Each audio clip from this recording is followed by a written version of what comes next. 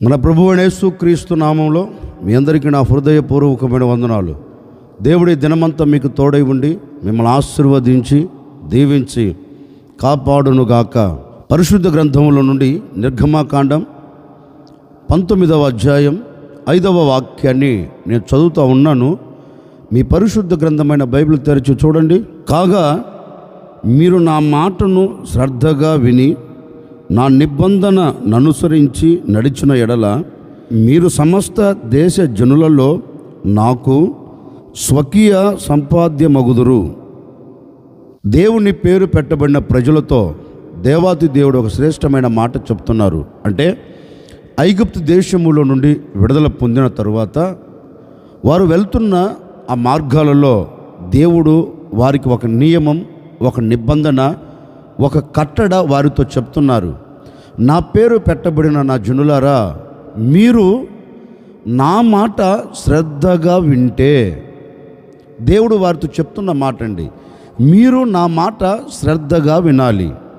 మీరు శ్రద్ధగా విన్నరనుకో, ఎక్కడ నిలబడుతున్నా, ఏ చోట నిలబడుతున్నా మీరు నాకు సొత్తైన ప్రజలుగా, మీరు నాకు సొత్తైన సమూహముగా మీరు సాక్షిగా నిలబడుతారు అని వారితో ఈ మాట చెప్తున్నారు. మీరు నా మాటను శ్రద్ధగా వింటే. నిజమే కదండి, ఈ రోజున దేవుని మాట మనం శ్రద్ధగా వినలేకపోతున్నాం. దేవుడు మనతో మాట్లాడుతున్న సందర్భాలలో మనం శ్రద్ధగా వినగలుగుతామంటే వినలేం. ఏదో రావాలి అన్నట్లుగా వస్తాం, ఏదో వినాలి అన్నట్లుగా మనం వింటూ వెళుతుంటామండి. అలా వస్తూ వెళుతున్నందువలన మనం ఏ దీవెన మనం పొందుకోలేము. దేవుని ద్వారా కలిగే ఆ దీవెన మనం పొందుకోవాలి అంటే దేవుని ఆలయములోనికి వచ్చిన నీవు, దేవుని మందిరానికి వచ్చిన నీవు, దేవుడు నీతో మాట్లాడుతున్న సందర్భంలో ఆ మాటను శ్రద్ధగా వింటే అది నీకు దీవెన కలుగుతుంది. ఈ రోజునండి దేవుని మందిరానికి వచ్చేదానికి కూడా శ్రద్ధ ఉండదండి.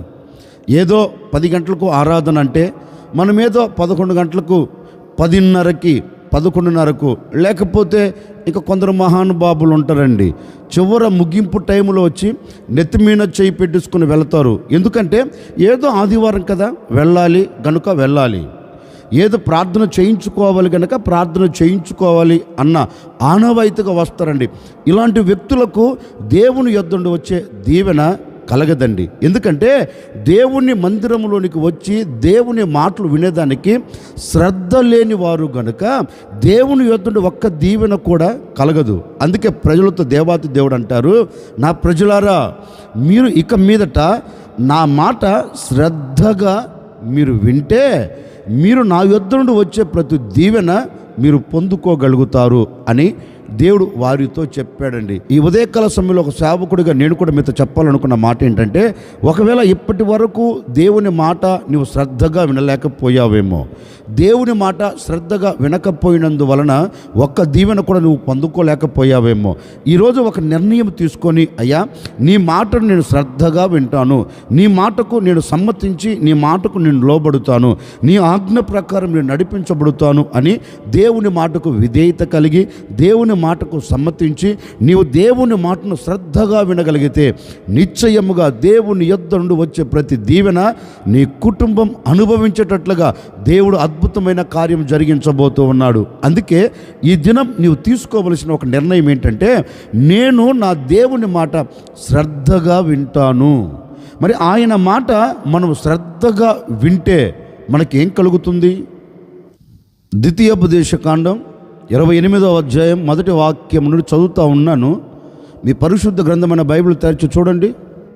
నీవు నీ దేవుడైన యెహోవా మాట శ్రద్ధగా విని నేడు నేను నీకు ఆజ్ఞాపించుచున్న ఆయన ఆజ్ఞలన్నిటినీ అనుసరించి నడుచుకున్న ఎడల నీ దేవుడైన యెహోవా భూమి మీదనున్న సమస్త జనముల కంటే నిన్ను హెచ్చించును. దైవజనుడైన మోషే తన చివరి రోజులలో దేవుని పేరు పెట్టబడిన ప్రజలతో ఈ మాట చెప్తున్నారండి. మీరు వాగ్దాన భూమిలోనికి వెళ్ళబోతున్నారు. ఆ వాగ్దాన భూమిలో ప్రజలందరికంటే మీరు ఉన్నతమైన స్థితిలో నిలబడాలి అంటే ఈ ప్రజలందరికంటే మీరు దీవెనకరంగా మలచబడాలి అంటే మీరు వాగ్దాన భూమిలో అడుగుపెట్టిన తర్వాత మీరు పాటించవలసినది ఒకటే, ఏంటి అంటే మీ దేవుడైన యెహోవా మాటను మీరు శ్రద్ధగా వింటే చాలు. దైవజనుడైన మోసే ప్రజలతో చెప్తున్నారండి, మీరు ఏదో చేయవలసిన అక్కరలేదు, మీరు ఏదో చెందవలసిన అక్కరలేదు, మీరు చేయవలసినది ఒకటే, ఏంటంటే నీ దేవుడైన యెహోవా మాట నీవు శ్రద్ధగా వింటే ఆయన ఏం చేస్తాడంటే భూమి మీద నున్న సమస్త జనులందరికంటే నిన్ను ఎక్కువగా ఆశీర్వదిస్తాడు, నిన్ను ఎక్కువగా హెచ్చిస్తాడు అని మోసే ప్రజలతో చెప్పినట్లుగా లేఖనములో గ్రంథస్థం చేయబడిందండి. ఆ ప్రజలతో మోసే చెప్పారండి. ఈ ఉదయకాల సమయంలో ఒక సేవకుడిగా నేను కూడా మీతో చెప్పాలి అనుకున్న మాట ఏంటంటే, నిజమేనండి, ఒకవేళ ఇప్పటి వరకు నీవు ఆశీర్వదించబడలేకపోతున్నావు, ఏ పని ప్రారంభించినా, ఏ పని పూనుకునినా, ఎక్కడ అడుగు పెట్టినా నీకు ఏం కలుగుతుందంటే ఓటమి కలుగుతుందండి. ఓటమి కలుగుతున్నందువలన అవమానాన్ని చూస్తున్నావు, అవమానము కలుగుతున్నందువలన ఆవేదన కలుగుతూ అట్లాగా గొప్పగా కోల్చబడుతున్నావు. వీటన్నిటికీ ప్రబలమైన కారణం ఏంటి అంటే లేఖనం చెప్పకనే చెబుతుందండి, నీవు దేవుని మాట శ్రద్ధగా వినలేదు గనుక దేవుడు చేసే ఆ కార్యమును అనుభవించలేకపోతూ ఉన్నావు. అందుకే ఈ ఉదయకాల సమయంలో ఒక సేవకుడిగా నేను మీతో చెప్పాలి అనుకున్న నా దేవుని మాట ఏంటంటే, ఈ దినము నుండి నీవు దేవుని మాట శ్రద్ధగా వినగలిగితే, శ్రద్ధగా వినటం అంటే ఏంటి, వినట్టుగా కాదండి, ఎలా నీ మనస్సు నిలుపుకొని దేవుడు నీతో మాట్లాడుతున్నప్పుడు దేవుని మాట నీ ఎదుటికి ప్రత్యక్షమై నీ హృదయాన్ని తట్టేటప్పుడు నీవు నిలిచిపోయి ఆ మాటను మనస్ఫూర్తిగా నీవు ఆహ్వానించి, దేవుడు నాతోనే మాట్లాడుతూ ఉన్నాడు, నా కోసమే మాట్లాడుతూ ఉన్నాడు, ఈ మాటను నేను శ్రద్ధగా వినాలి, ఈ మాటను నేను మనస్సు నిలుపుకొని ఈ మాటను విని ఈ మాట ప్రకారం నడిపించబడాలని నీవు దేవుని మాట కొరకు ఎదురు చూడగలిగితే ఆ మాట నీ జీవితంలో ఏం కలగచేస్తుందంటే నీవు ఉన్నతమైన శిఖరాలు ఎక్కేటట్లుగా, నీవు చేస్తున్న చేతి పనులు నీకు దీవెన కలగ చేయనట్లుగా, నీవు చేస్తున్న వ్యాపారంలో నీవు ఆశీర్వాదానికి నాంది పలికేటట్లుగా, నీవు చేస్తున్న ఉద్యోగంలో నీకు ఘనత కలిగేటట్లుగా నా దేవుని మాట నీ ఎడల అద్భుతం చేయగలుగుతుందండి, నీ ఎడల ఆశ్చర్యమైన కార్యం చేయగలుగుతుందండి. ఓ సేవకుడిగా మనసారా కోరుకుంటున్నాను, ఇప్పటి వరకు ఆశీర్వాదం లేక అలాగే దిగజార్చబడిపోయావా, ఇప్పటి వరకు దీవెన లేక అలాగే గొప్పగా కూల్చబడిపోయావా, భయపడవలసిన అక్కర్లేదు. ఈరోజు నా ప్రభు నీతో చెప్తున్నారు, నా దేవుడు నీతో మాట్లాడుతూ ఉన్నారు, నీవు ఆయన మాట వినగలిగితే, అందుకు ఆయన అంటారు, నా మాట నీవు శ్రద్ధగా వింటే, నేను చెప్పే మాటకు నువ్వు విధేయతను చూపెడితే నిశ్చయముగా నేను నిన్ను సమస్త జనులందరికంటే నేను హెచ్చించబోతూ ఉన్నాను. అంటే నీవు ఏ చోట ఉన్నా, ఏ ప్రజల మధ్యలో సంచరిస్తున్నా, ఏ ప్రజల మధ్య నీవు నివాసం ఉన్నా, ఏ ప్రజల మధ్య నువ్వు కాపురం చేస్తున్నా, నీ ఉన్న చోటే నా ప్రభు నిన్ను హెచ్చించబోతూ ఉన్నారు, నీ ఉన్న చోటే నా ప్రభు నిన్ను ఆశీర్వాదకరంగా నిలబెట్టబోతూ ఉన్నాడు. ఈ ఆశీర్వాదాన్ని నువ్వు చూడాలి అంటే లేఖనం చెప్పకనే చెబుతుందండి, నీవు దేవుని మాట శ్రద్ధగా వినాలంటండి. ఆయన మాట శ్రద్ధగా విని ఆయన ఆజ్ఞల ప్రకారం నువ్వు నడిపించబడితే, అందుకే లేఖనములో కూడా ఒక చక్కని మాట రాయబడిందండి. మన పితరుడైన అబ్రహామును గురించి రాయబడిన మాట ఏంటో తెలుసండి. అబ్రహామునకు దేవుడు ప్రత్యక్షమై అబ్రహాముతో చెప్తున్నారు, అబ్రహాము, నేను నీతో మాట్లాడుతున్నాను, నీవు నా మాట విని నీవు నా మాటకు లోబడి నేను నీకు చూపించే దేశానికి నీవు బయలుదేరి వెళ్ళు అని దేవుడు తనకు ప్రత్యక్షమై తనతో చెప్తేనండి, మారు మాట మాట్లాడకుండా దేవుని మాటకు లోబడి దేవుని మాటకు విధేయతను చూపెట్టి తిన్నగా బయలుదేరి వచ్చేసాడండి. అందుకే దేవుని మాటకు అతడు లోబడినందువలన వాక్యం సెలవిస్తుందండి, వాక్యంలో చక్కగా రాయబడిందండి, అతడు అన్ని విషయములో ఆశీర్వదించబడెను, అన్ని విషయాలలో గొప్పగా మార్చబడ్డాడండి. ఎందుకని? అబ్రహాము, ఇంతగా నువ్వు ఎందుకు ఆశీర్వదించబడ్డావు? ఇంతగా ఎందుకు నీవు దీవెనను చూడగలిగావు? ఎందుకు ఇంతగా నువ్వు క్షేమకరమైన చోట నిలబడ్డావు అని అబ్రహాముని అడిగితే అబ్రహాం ఒకటి అంటాడు, ఏమి లేదండి, నా దేవుని మాటకు నేను లోబడ్డాను గనకనే దేవుడు నన్ను ఆశీర్వదించాడు, దేవుడి ఉన్నతమైన స్థితిలో నన్ను నిలబెట్టాడు, అనేకులకు ఆశీర్వాదకరంగా, అనేకులు ఎదుట తల ఎత్తుకొని బ్రతికేటట్లుగా నా దేవుడు నా పట్ల అద్భుతం చేశారు అనే మాట అబ్రహాము నోట రాగలుగుతుందండి. ఈ ఉదయకాల సమయంలో నేను చెప్పాలనుకున్న మాట ఏంటంటే, మరి అబ్రహామును ఆశీర్వదించిన దేవుడు నిన్నెందుకు ఆశీర్వదించడు? అబ్రహామును గొప్ప చేసిన దేవుడు నిన్నెందుకు గొప్ప చేయడు? అబ్రహామును హెచ్చించిన దేవుడు నిన్నెందుకు హెచ్చించడు? నిన్నెందుకు దీవెనకరంగా నిలబెట్టడు?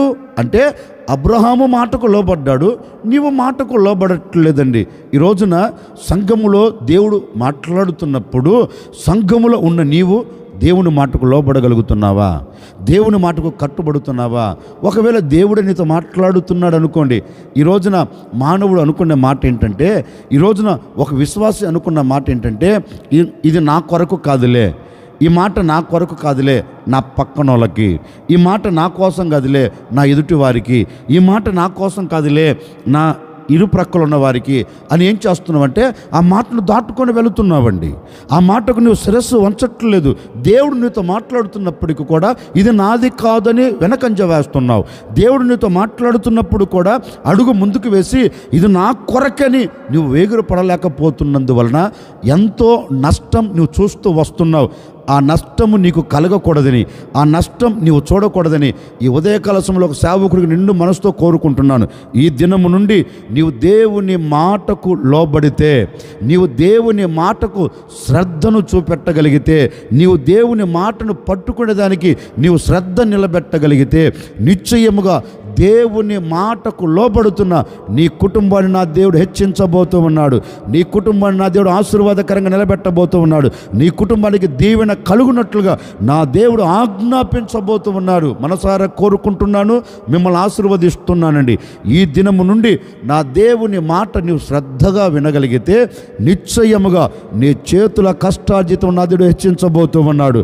నీ వ్యాపారమును హెచ్చించబోతూ ఉన్నాడు. నీ ఆత్మీయ స్థితిని హెచ్చించబోతూ ఉన్నాడు.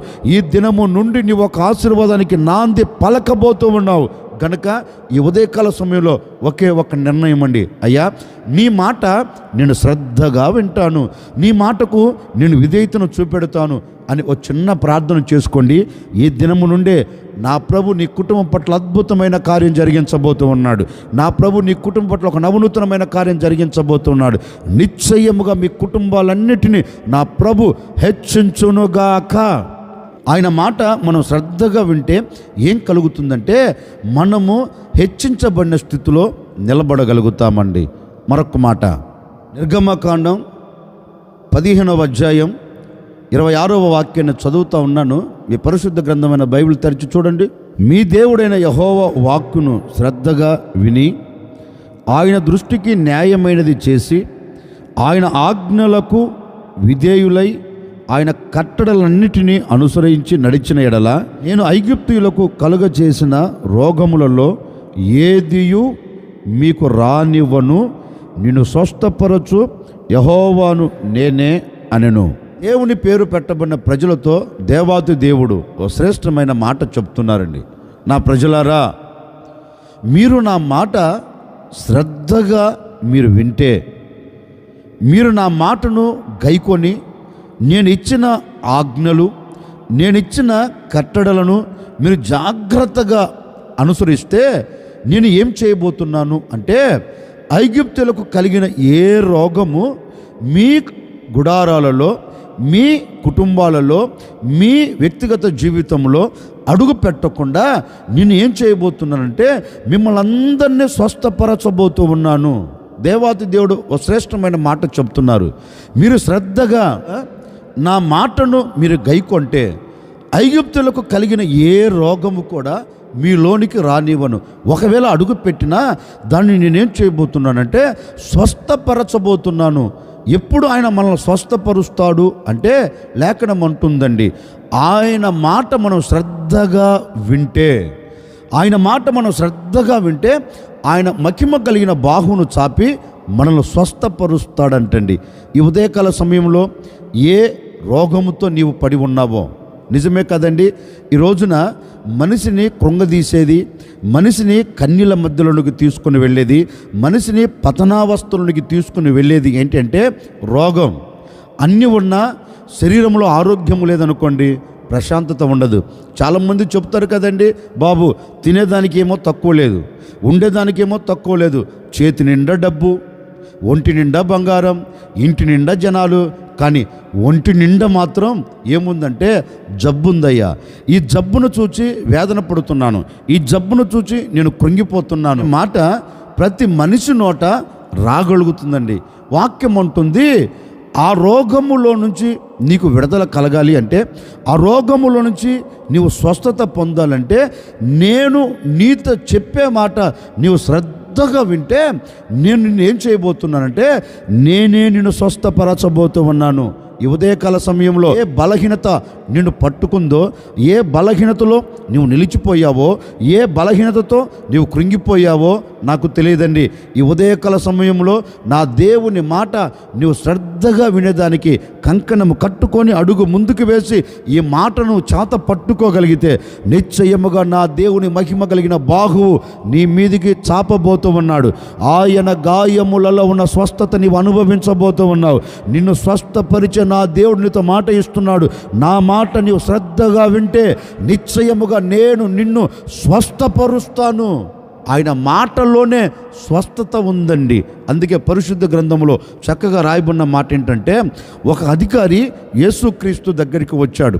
ఒక అధికారి యేసుక్రీస్తు దగ్గరికి వచ్చి యేసుక్రీస్తుతో చెప్తున్నాడు, బాబు నా ఇంట్లో ఓ వ్యక్తి బలహీనంగా ఉన్నాడు, అనారోగ్యంతో ఉన్నాడు, చావు బ్రతుకుల మధ్యలో ఉన్నాడు, గనుక ఆ వ్యక్తికి స్వస్థత కలుగున్నట్లుగా కొంచెం ప్రార్థన చేయకపోయావా అన్నాడు. యేసుక్రీస్తు కూడా అన్నారు, అదెంత భాగ్యం బాబు, నీతో పాటు కూడా నీ ఇంట్లో నేను అడుగు పెడతాను కదా అంటే, అప్పుడు అతను యేసుక్రీస్తుతో అండిన మాట ఏంటంటే, బోధకుడా నీవు నా ఇంటికి రావాల్సిన అవసరం లేదు, నీవు నా ఇంట్లోనికి వచ్చి బాగలేని నా పనివాని మీద నువ్వు చేతులుంచి ప్రార్థించవలసిన అక్కర్లేదు. నీవు ఇక్కడ ఉండి నీ మాటను పంపితే అక్కడ స్వస్థత కలుగుతుందయ్యా. నీ మాట వ్యక్తిని స్వస్థపరచగలిగిన మాట, నీ వాక్కు బాగు చేయగలిగినది. అందుకని నీ వాక్కును పంపయ్యా, నీ మాటను పంపు, అక్కడ నా పనివాడు స్వస్థత పొందుకోగలుగుతాడు అంటే, యేసుక్రీస్తు అతనిలో చూచిన ఆ విశ్వాసాన్ని బట్టి యేసయ్య అంటారే, స్వస్థత నీకు కలుగునుగాక అని యేసయ్య ఎప్పుడైతే వాక్కును పంపాడో ఆ వాక్కు అతన్ని బాగు చేసినట్లుగా, అతనికి స్వస్థత కలిగినట్లుగా లేఖనం చెప్పకనే చెబుతుంది. అంటే నేను ప్రకటించే యేసుక్రీస్తు ఎవరు? నేను స్వస్థపరచగలిగిన దేవుడు. నేను ప్రకటించే యేసుక్రీస్తు ఎవరు? ఆయన గాయములో ఉన్న స్వస్థతను నీకు ఇవ్వగలిగిన దేవుడు. నేను ప్రకటించే యేసు ఎవరు? ఏ పరిస్థితుల్లో నువ్వు పడిపోయినా, ఎంతటి రోగముతో నువ్వు కుమిలిపోతూ ఉన్నా, ఆ రోగములో నుంచి నిన్ను స్వస్థపరచి సజీవులు కలిగిన దేశంలో నిలబెట్టుటకు సర్వశక్తి కలిగిన దేవుడు. ఏ బలహీనతతో నువ్వు బాధపడుతున్నావో, ఏ అనారోగ్యంతో కుమిలిపోతున్నావో, ఈ రోజున విశ్వసించి నా దేవుని పాదాలు పట్టుకొని ఆయన మాట వినుటకు నీవు శ్రద్ధ నిలబెట్టగలిగితే, నీవు శ్రద్ధగా ఆయన మాటను అంగీకరించగలిగితే నీ బలహీనతలోంచి నీ విడుదల పొందబోతూ ఉన్నావు. ఈ ఉదయకాల సమయంలో నీకు విడుదల కలగబోతూ ఉంది, నీకు స్వస్థత కలగబోతూ ఉంది, ఆరోగ్యం కలగబోతూ ఉంది. ప్రతి బలహీనత యేసు నామములో తొలగిపోవునుగాక, తొలగిపోవునుగాక, నీకు శీఘ్రముగా స్వస్థత కలుగునుగాక. ఈ ఉదయకాల సమయంలో నా దేవుని మాట శ్రద్ధగా వింటున్న ప్రతి వ్యక్తిగత జీవితంలో ప్రతి కుటుంబంలో నా దేవుడు శీఘ్రముగా స్వస్థతను దయచేయబోతూ ఉన్నారు, స్వస్థతను అనుగ్రహించబోతూ ఉన్నారు.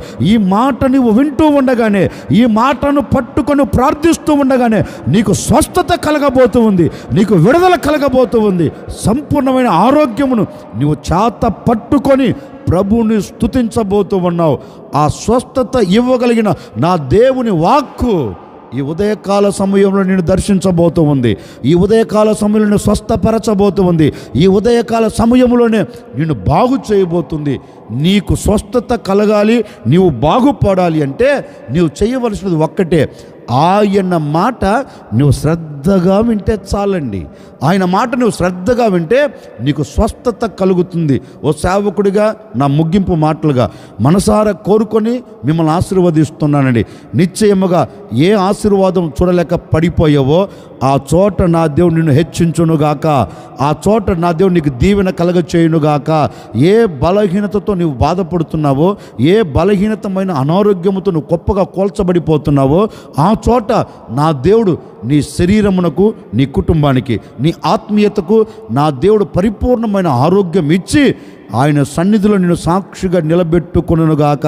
నీకు ఆరోగ్యము కలుగునుగాక, నీకు స్వస్థత కలుగునుగాక. యేసు నామములో నీకు స్వస్థత కలిగి ఆరోగ్యవంతుడిగా, ఆరోగ్యవంతురాలుగా నా ప్రభును మీరందరూ స్తుతించెదరుగాక. అందుకే దేవుడు అంటారు, నా మాట మీరు శ్రద్ధగా వింటే నేను మిమ్మలను హెచ్చిస్తాను. నా మాట మీరు శ్రద్ధగా వింటే నేను వాక్కును పంపి నేను మీకు స్వస్థతను కలగచేస్తాను. మీరు హెచ్చించబడి మీకు స్వస్థత కలిగి ఈ దినమంతా మీరు సాగి వెళ్ళుదురుగాక. తలలు వంచండి. వచ్చిన ప్రార్థన. ఆశ్చర్యకరుడా, మీకు స్తోత్రాలు చెల్లిస్తూ ఉన్నాం. మీరెంతైనా సర్వశక్తి కలిగిన దేవుడవు. ఈ విధంగా మరొక దినంలో చేరి మిమ్మల్ని స్తుతించేదానికి, మిమ్మల్ని ఆరాధించేదానికి మీరు చూపెట్టిన కృప కొరకై మీకు స్తోత్రాలు చెల్లిస్తూ ఉన్నాం. నీ మాట మేము శ్రద్ధగా వింటే మేము హెచ్చించబడుతామని, నీ మాట మేము శ్రద్ధగా వింటే మాకు స్వస్థత కలుగుతుందని మీ లేఖనాలు సెలవిచ్చినట్లుగా ఎందరైతే హెచ్చించబడాలనుకున్నారో, మీ మాట విని నిర్ణయం తీసుకున్నారో ప్రతి కుటుంబం మీరు హెచ్చించబోతున్నందుకై మీకు స్తోత్రం నాయన. చేతి పనిలో ఒక దీవెన, వ్యాపారంలో ఒక దీవెన, ఉద్యోగంలో ఒక ఘనత, ఆత్మీయ స్థితిలో ఒక ఆశీర్వాదం బిడ్డలు చూచున్నట్లుగా, బిడ్డలు నాంది పలుకున్నట్లుగా ఒక నవనూతనమైన కార్యాన్ని జరిగించండి. ఎందరైతే మీ మాటను శ్రద్ధగా వింటున్నారో ప్రతి వారి జీవితంలో మీరు సంపూర్ణమైన ఆరోగ్యం దయచేయబోతున్నందుకై మీకు స్తోత్రం. ప్రతి బలహీనతలు తొలగిపోవాలి, ప్రతి అనారోగ్యం తొలగిపోవాలి. ఈ మాటలు ఉంటున్న ప్రతి ఒక్కరికి ఆరోగ్యం యేసు నామములో కలుగునుగాక తండ్రి. అలాంటి కార్యము ఈ దినము జరిగించి ప్రతి కుటుంబాన్ని సాక్షిగా నిలుపుకోమని, ఈ దినం మీ బిడ్డలు ఎక్కడికి వెళుతున్నా జయము చూచున్నట్లుగా, ఆశీర్వాదానికి నాంది పలుకున్నట్లుగా మీరు ద్వారాలు తెరవమని, ఈ దినమంతా మీ బిడ్డలకు తోడై ఉండి ఆశీర్వదించమని యేసు నామములు అడిగి వేడుకొనుచున్నాము తండ్రి. ఆమెన్. ఈ దినమంతా నా ప్రభు కృప మీకు తోడై ఉండి మిమ్మల్ని ఆశీర్వదించునుగాక.